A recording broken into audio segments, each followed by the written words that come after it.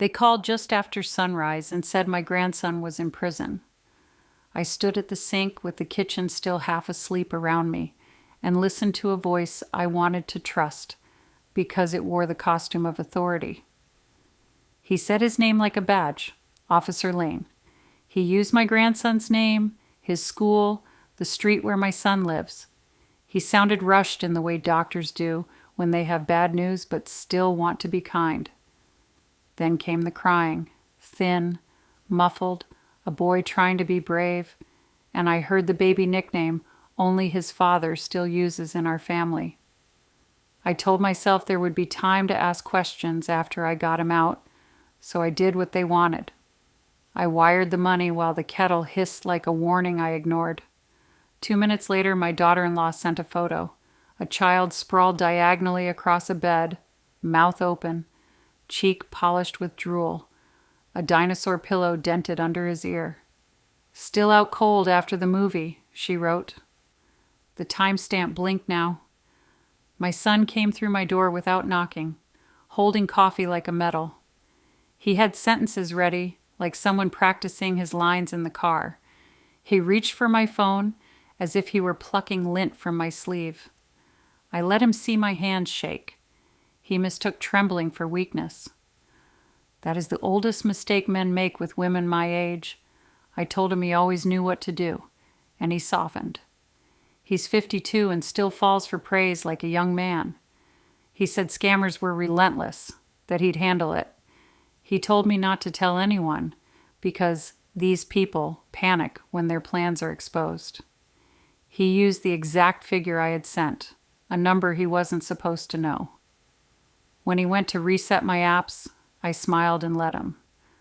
The call log, the receipt, and the recording had already been forwarded to an email he didn't know exists. A small recorder hid under my napkin holder, a habit I picked up last year after misplacing my grocery list and finding it later in his jacket pocket wrapped around my credit card receipt. They keep telling women my age to be careful with our memory. They never consider that our memory is what will save us. At the bank, a young man with a name tag and a careful voice said reversals were complicated if I had authorized the transfer. "We can flag the account and submit a recall request." "She shalt, what?" he said. I told him to do all three, and to use the passphrase I had set up last spring for days just like this. He sounded surprised that I had one. I wasn't. We pretend old women are defenseless until we are not. I put on my coat and left a note for myself on the counter, as if I were writing to a friend who might lose courage later. Bank, police, June. When you do not trust the day ahead, leave breadcrumbs that point back to your spine. June waited on the sidewalk in her red parka, steam curling from her travel mug. "You look like you did when your husband went into surgery," she said, and I realized I must have been standing with my arms wrapped around myself without noticing. I told her about the call. I told her about the nickname. She turned her face away for a second, the way people do when they are deciding whether to be angry on your behalf or let you be angry for yourself. "Do you think, she began. "I don't think," I said. "I'm going to find out." We walked to the precinct because the rhythm of our steps steadied me. The detective at the desk had a wedding ring, a tired posture, and father's eyes. He listened without interruption and slid a brochure across the counter. "Grandparents scam," it read in letters that seemed to apologize for existing. "Most of the time it's strangers," he said. "These days they can scrape details from social media in minutes. But a family member with access..." He didn't finish. "I brought proof," I said, and saw his mouth do an almost smile, a small salute to a woman who came ready. I showed him the forwarded receipt, the call log, the recording. He lifted his eyebrows at the baby nickname. "Do you want to press charges?" he asked, careful. "I want my grandson safe," I said, "and I want my money back. If I can do both without breaking my family in half, I will. If I can't..."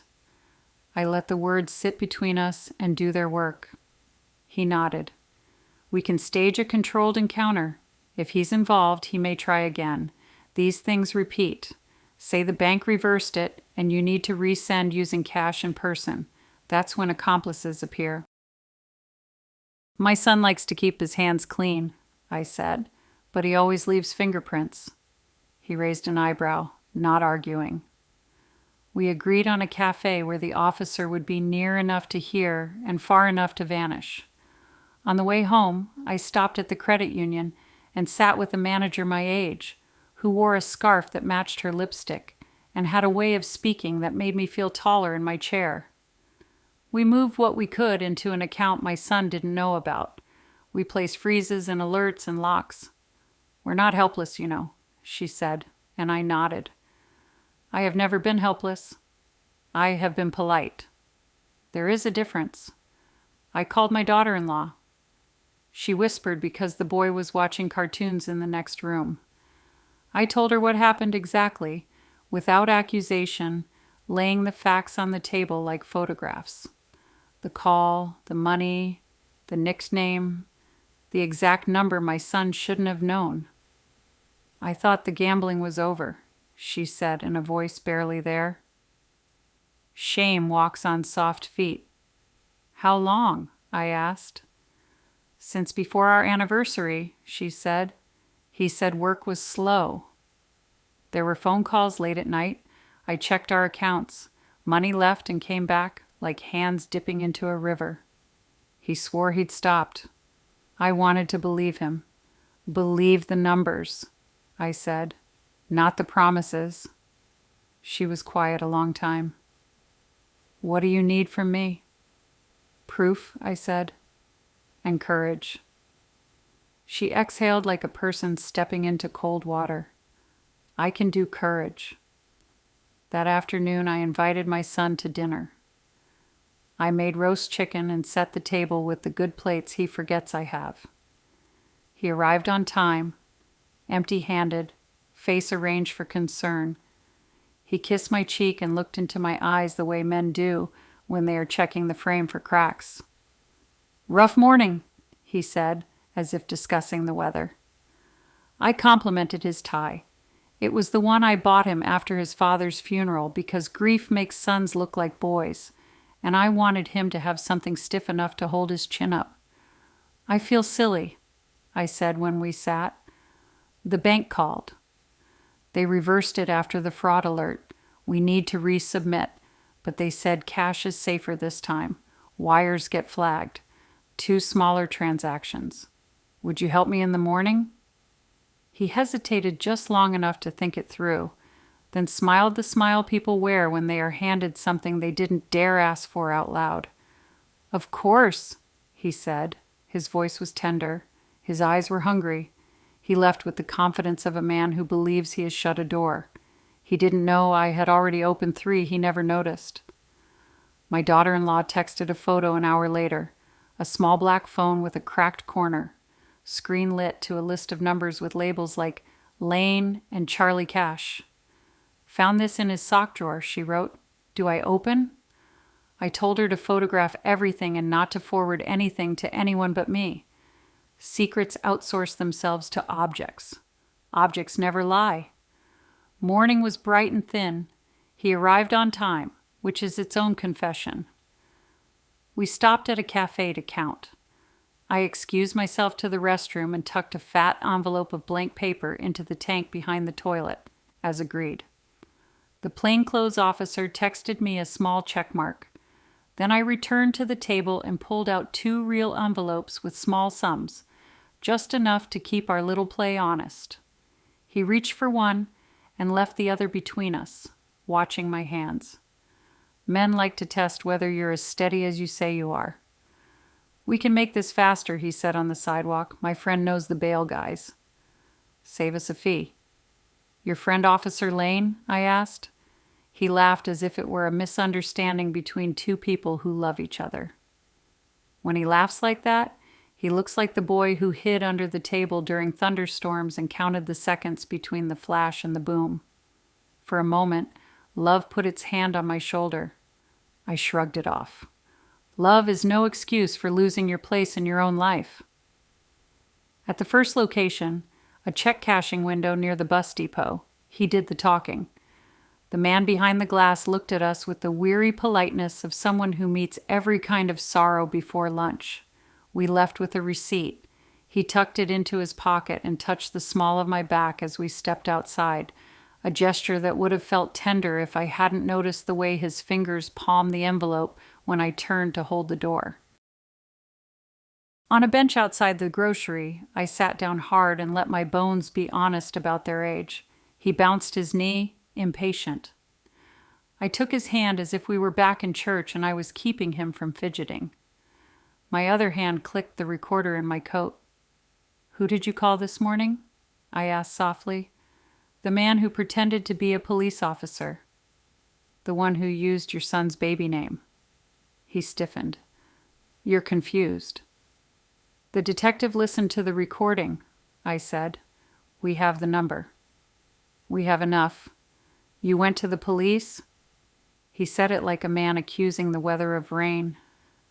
"I did," I said, "because I love you. And because I won't be stolen from again. Not by strangers, not by my own child."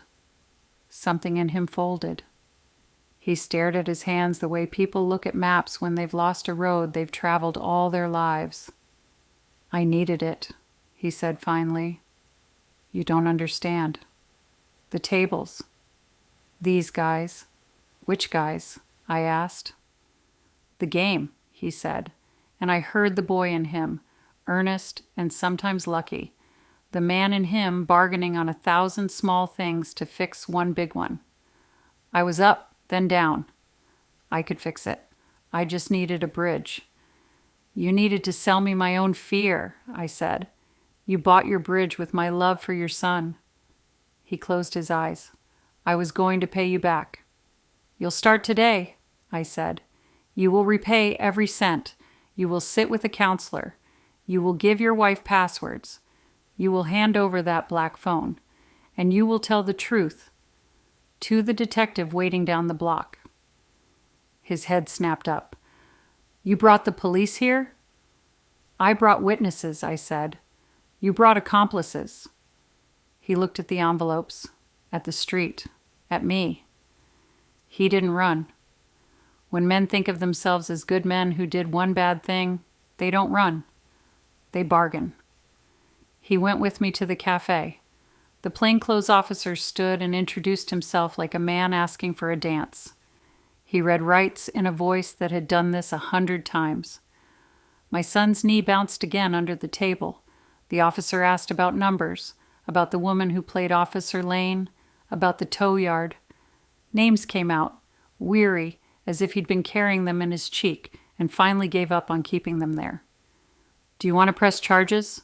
the officer asked me later, when my son was in a room where conversations are recorded and chairs don't look comfortable. "I want my money back," I said. "I want my accounts locked. I want a protection order, and I want him to face the law he asked me to ignore." The officer wrote it down. My son sat with his hands folded like a boy waiting to see if he'd be allowed to go to the field trip. I walked home with the bone-deep calm that comes when you pick up something heavy you thought you couldn't lift and discover you were wrong. My daughter-in-law waited on my steps with a folder. Inside, printed photos from the black phone. Threads with labels like Lane and Tau Mike and Cash Charlie. Sums. Times. Promises. The oldest message was 3 months before our last barbecue. I remembered my son flipping burgers, smoke in his eyes, laughing. People think they'd catch it if they looked hard enough. They're wrong. We are better at lying to ourselves than to anyone else. We made noodles for the boy. Children don't know a crisis is happening when there is butter and a fork to twirl it on. My phone rang. The detective. They had the woman who played Officer Lane. Some funds had been recovered. The rest would take time. My son would be released pending arraignment because he cooperated. He would be charged. There would be conditions. Restitution, counseling, no contact with me outside his attorney, check-ins twice a week. He won't be allowed near your accounts, the detective said. We'll serve the protection order tonight. When my son came by to deliver the paperwork later, I stood on the threshold and didn't ask him in. He looked smaller, like a man wearing a coat that used to fit. He said, "Mom," and I said, "Stop." I told him about the trust. The house had been moved months ago, back when I started to tape my receipts under drawers and sharpen the edges of my memory. His name was not on anything. His wife's and son's were. He said I didn't have to be so dramatic. I said I was late. He said he would get clean. I said I hope so. He asked if I would forgive him. I said forgiveness was not mine to hand out like cookies at church. It would come dressed as amends, if it came at all. The weeks that followed were not television. They were paperwork and small tasks. I met with a lawyer who treated me like a colleague. We made a living will and a medical directive, and froze everything that could be frozen. We set a limit on my card and made it scream if anyone tried to take more than $50 at a time. I got a private mailbox and gave the address to people who actually needed it. I bought a shredder that sounds like a small airplane. I became the woman at the community center who sits at the end of the table with a folder of forms and shows strangers how to check a box that will protect them when someone they love mistakes access for entitlement.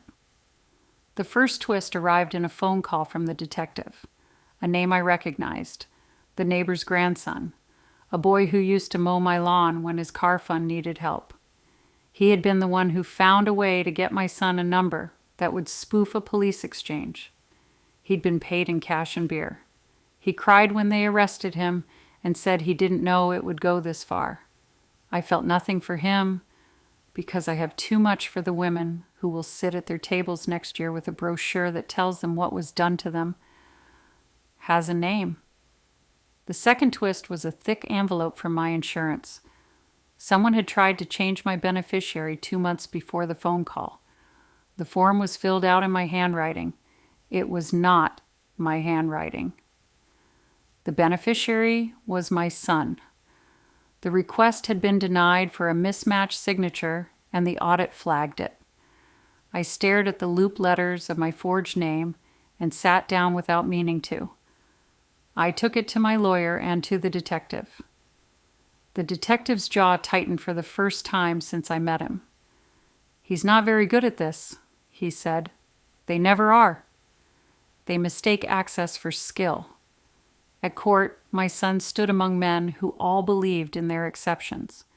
The judge, a woman about my age, read conditions in a voice that neither apologized nor enjoyed itself. When she finished, she looked up. "Your mother is not your bank," she said. "Your son is not your hostage." He nodded without looking at me. Shame is a heavy coat in a warm room. He started therapy because a judge told him to, and because his wife said she would leave if he didn't. He sat in a church basement that smelled like coffee and old promises and told the truth to strangers until it started to sound like his. He sold the truck he loved and made the first payment. He took a job no one would brag about, and he showed up for it. He sent updates through his attorney like a boy dropping notes into a locker he was no longer allowed to open. I read them sometimes, and sometimes not. Boundaries are fences that keep wanderers honest. I went to the community center on Wednesdays and sat with women my age and looked around the circle at faces arranged to be polite to their own pain. We told the truth out loud until it scared us less. Holding my anger in my body felt like holding fire. Speaking cooled it. We said each other's names. We stopped whispering, even to ourselves. One woman had signed a deed she thought was a permission slip. One had lent her son money he'd forgotten to request in writing. One had a daughter who treated her house like a storage unit and her body like a favor. None of us were fools. We had been persuaded by love. The ring did not stop because my son stopped. The woman who played Officer Lane was in custody, But another voice called 3 weeks later. This time the story was cleaner. A case number, an internal error, money that had to be replaced before it was released. He said there would be penalties. He said jail. He said it with that voice, kind, rushed, important. I told him to come to the church parking lot at 5 with a receipt. I would hand him an envelope. Then I called the detective. "You sure?" he asked. "I'm steady," I said. They put 2 cars where no one could see them. They gave me an envelope that felt heavy and contained exactly 10 pages of blank paper wrapped around a single $5 bill. "In case he peeks," the detective said. I wore my church coat again. The man who showed up wasn't who I expected. He was my age, hair-thinned, and walked with a limp. He looked like someone's uncle, like the man who once carried air conditioners up rental house stairs for my neighbor. He smiled even as he glanced around. "Don't be scared," he said. "I am," I said, "and I'm here anyway." I handed him the envelope. He reached for it with the greedless calm of a professional, the way a nurse reaches for a chart. The plainclothes officer walked up behind him and said his name. The man sighed, turned, put his hands out. He didn't argue. He had been doing this long enough to know that arguing makes men with radios impatient. In the car, he looked at me once, curious, like a bird noticing its reflection in a window. I asked myself who taught him to do this. I asked myself who taught my son. The answer to both questions was a long thread with many hands on it. When the adrenaline left, I shook. I let myself shake. Then I went home and opened the folder where I keep documents now and filed the receipt for the sting and watered my plants. Routine is the rope you hold when the river runs high. My daughter-in-law's courage did not end with the sock drawer. She changed the passwords he knew. She put their house deed in a lockbox with her sister's name on it. She told her mother everything. He tried to bargain. "You're supposed to be on my side," he said. And she said, "I am. This is my side." She started seeing a counselor on Tuesdays. She took the boy to the park one morning and cried on a bench while he chased pigeons. An old man took off his hat and sat beside her without looking at her and said, "It's never the first time." And she laughed because sometimes strangers push until you breathe. He called me when the cravings hit. He was not allowed to, not directly, and I did not answer. I listened later because listening is not the same thing as opening my door. He said he was sorry. He said it like he was saying goodnight, casually, because he had to. He said he understood if I never spoke to him again. He said he would become a different man. He said it all like spells. I didn't believe his words. I would believe his life. Then the insurance packet came. The forgery stung more than the call. It hurt in a way I find difficult to name. Less rage than humiliation, less grief than insult. He had taken my handwriting into his hands like he was taking my face and tried to wear it. I took the packet to the detective and to my lawyer. My lawyer's mouth flattened into a line only women who have had to build safety for themselves know how to make. The detective added it to his stack and said, "This helps." It was the first time he had sounded anything but resigned. The next court hearing was for the forgery. The judge read the notes and then looked at my son the way a mother looks at a child asking for a second dessert. "You are clever enough to be dangerous and not clever enough to succeed," she said.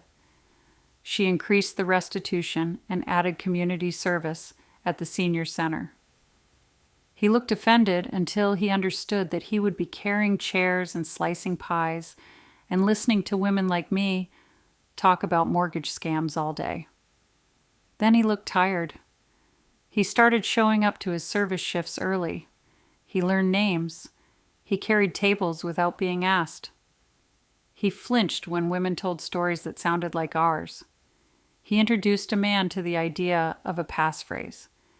He printed a flyer with a checklist and taped it to the corkboard. Freeze your credit. Use two-step authentication. Tell your bank you are vulnerable to social engineering not because you are weak, but because you are loved. He still slipped sometimes. Not at the tables. At life. He told a small lie to his wife about a debt collector's call because he wanted her to sleep. She didn't. I told her to move only as fast as her trust could walk. She did. He learned to sit with the discomfort of being doubted. He learned to stand in the kitchen with his hands empty while someone else checked the lock on the door. One Sunday came with casseroles. He stood on my porch and waited until I opened the door. He did not step in. He asked permission with his eyes. I let him come just inside because I am not the kind of woman who lets doors do all her talking for her. We ate meatloaf and green beans and talked about the grass. The envelopes stayed in the drawer. He washed his plate. He did not ask to use the restroom where the old envelope had sat under the tank weeks earlier. We were both remembering. We did not say it. My grandson grew. Children are relentless that way. He learned to tie his shoes and then learned to untie them faster. He drew a picture at school of a house with a fence. He wrote Nana's house above it in the determined pencil of a first grader. The fence was not high or spiked. It was neat. It had a gate. I put the picture on the refrigerator with the magnet shaped like a lemon I've had since 1978. I looked at it every morning and reminded myself that boundaries are not prisons. They are how you keep gardens. The woman who played Officer Lane asked to see me. She had pled and was headed to a program. She stood on my porch with her hands empty and said she was sorry. I told her she had frightened me. She said she knew. She didn't offer her story like a coupon. She didn't ask me for mine. She turned to go, and I heard myself say, "Wait."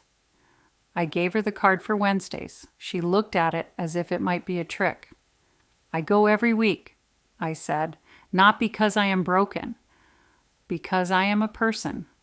She nodded and left. Whether she ever walked into that room is not my business. I have learned to put down responsibilities that are not mine. Spring arrived in small, stubborn ways. The roses I had neglected last fall forgave me.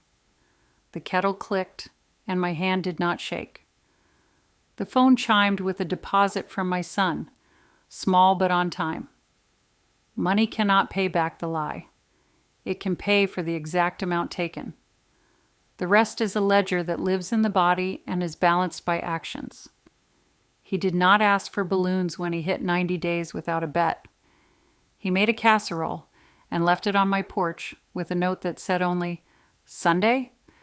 I wrote back, "Okay," and set 2 plates on the counter. The next twist came from a place so ordinary it would be funny if I were a different woman. The tow yard man had a cousin at the DMV. The cousin had a woman at the pharmacy. They had been swapping little bits of the town back and forth for years. Favors dressed up as kindness. Someone had used my new address to try to fill a prescription in my name, a small test to see if my fence had any loose slats. The pharmacist had been at the community center the week before for our talk on what dishonest people look like. Spoiler, everyone. She called me instead of the number on the form. I said thank you and then called the detective. He said he was getting tired of the cousins. I told him I was tired of being practical and would like some handcuffs with ribbons on them.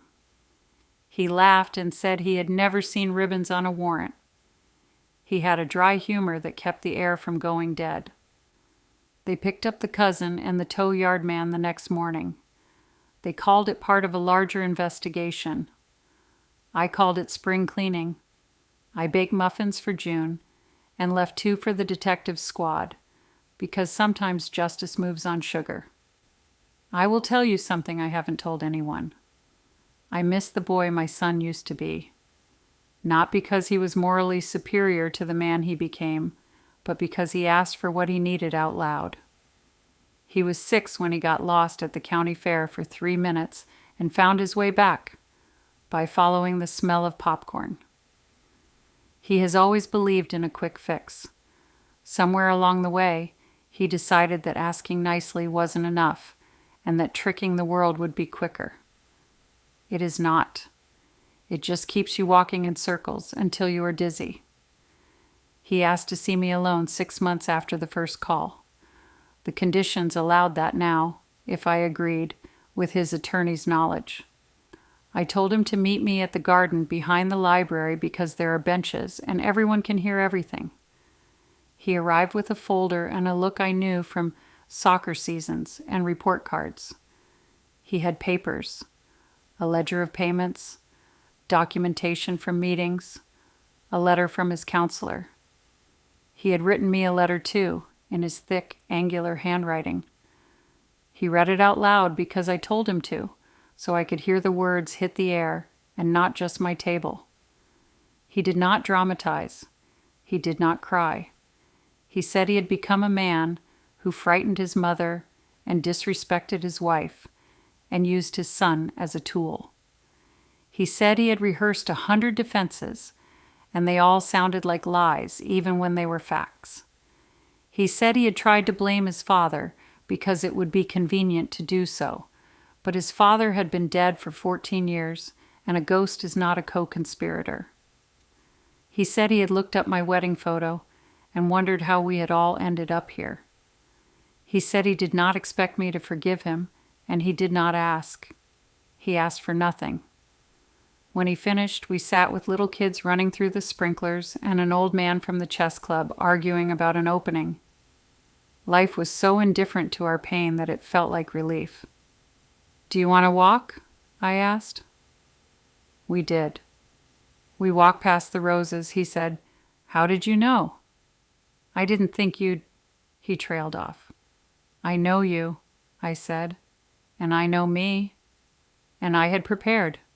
He looked at me as if remembering a different version of me, the one who showed up at his middle school with a cake when boys in his class called him a name and took his lunch money, the one who stood so still in hospital hallways when his father collapsed that nurses said, "Are you all right?"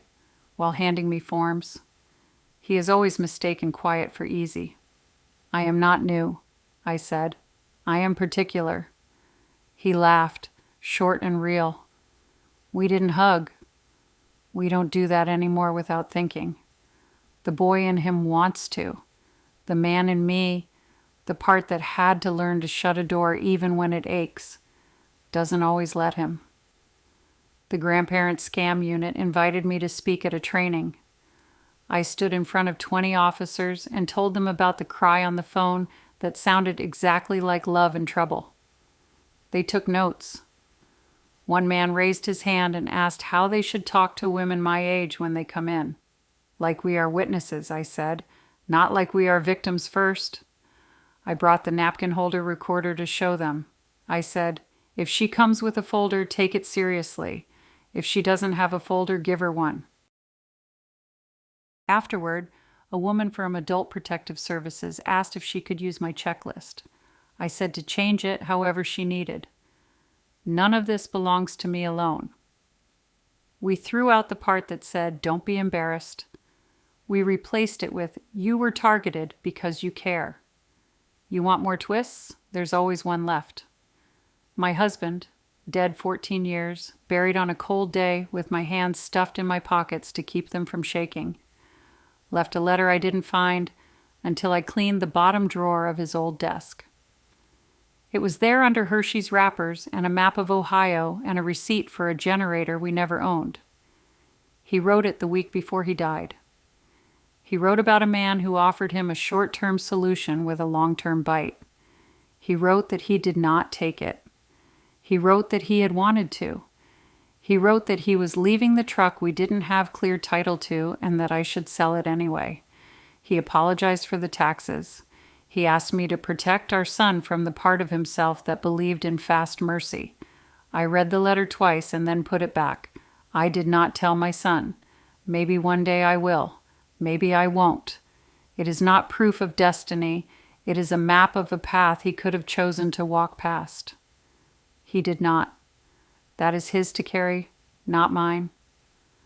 Summer came, then fall, the way seasons do, even when you think time should have decency to stop. He kept making payments. He missed one when the truck he now drives, old and faithful, needed a transmission. He told me in advance. He made 2 the next month. He went to his meetings and to counseling and to the community center where the women started bringing him cookies with the edge that meant they were telling him he had not yet earned cake. He laughed at their jokes and didn't laugh at their pain. He learned to sit still while a woman told him how her daughter changed the mailing address on her medication without asking. He passed around pens and told the story about my passphrase. Someone said, "What is it?" And he said that was not how passphrases work. My grandson lost his first tooth and put it under his pillow in a small Tupperware because his mother didn't trust cash to stay in place otherwise. He told me he wanted to be a detective because they get to listen as their job. I told him it was a fine job for a boy who hears as much as he does. He asked if I was still mad at his dad, and I told him I was busy. He said, "Busy with what?" And I said, "With loving you." And he nodded like a person who accepts a simple fact and moved on. Children save us by being literal. Do I still play the recording sometimes? I do. Not because I like to relive the sting, but because I need to remember what it sounds like when a mother says yes to fear. I listen until the heat drains, and what remains is the sound of me surviving the call that asked me to be smaller. Then I close the file and go water the basil. I will not hand you a moral. I am not a school teacher. I am a woman who rebuilt doors and hung better locks and planted roses close enough together that weeds have a hard time getting a foothold. I learned the names of things: restitution, passphrase, durable power, forged signature, protective order. Naming tames nothing. It lets you talk about it without flinching. Revenge, if you insist on that word, looked nothing like the movies. It looked like chairs stacked after a meeting and forms filled out in black ink and a steady refusal to rescue a man from the consequences he ordered for himself. It looked like a casserole left on a porch and the option to come in, earned each time. He stands at my door on Sundays holding whatever he's cooked in those church basements. He does not cross my threshold until I say so. Sometimes I let him. Sometimes I don't. When he does come in, he doesn't touch my purse. He keeps his hands visible. He eats with gratitude that is neither noisy nor performative. He washes his plate. He says goodnight with his eyes up. He apologizes only when he has done something wrong. He has learned that sorry is not a broom you push ahead of you to sweep a path. The boy is taller. He reads now, out loud, badly, with pride. He tells me the fence he drew on my refrigerator is to keep the dinosaurs in. He says his house has a fence too. He says fences are good because then you can open the gate when you like and keep it closed when bad weather comes. I say he's right, and he says he knows. This morning the light came in soft and kind. The kettle clicked. The phone chimed with a deposit notification. It is not the grand total. It is another measured step. I put on my sweater and walked outside and clipped the roses that had wintered over, because they were stubborn and I am stubborn and we deserve each other. June waved from her porch. The mailman placed the letters gently into my new lockbox and raised his hand.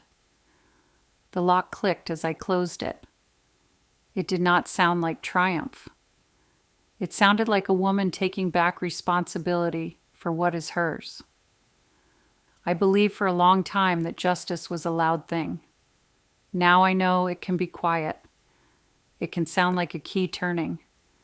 It can feel like the exact weight of your house keys in your pocket after too long without them. It can look like a man walking up your path with a casserole and leaving with his head lower than he'd prefer and his integrity an inch taller than yesterday. Call it revenge if you need a word with teeth. I call it repair. Done piece by piece with steady hands. And if you want to know how it all began, the exact moment the ground shifted under our feet and I decided to build something that would not fall again. It began with a phone ringing before sunrise, and a boy crying on the line, and me saying yes to fear. It began with my own son stepping into my kitchen with coffee and a plan. It began when I remembered that I am the woman who knows where the deeds are, who keeps a folder under the napkin holder, who buys her roses by threes and plants them in a line.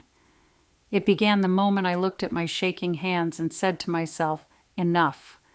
The rest of the story is not dramatic. It is breakfast and bank statements and a court date on a calendar, and a boy with a missing tooth laughing at his reflection in my darkened television screen. It is me in line at the pharmacy telling the woman behind me about passphrases while we wait. It is the smallest fact that a woman can be fooled and not be defined by it, can be strong without noise, can outlast the worst day her family gives her, and still make soup. It is me standing in my kitchen with my back straight, deciding every day what gets through the gate and what does not.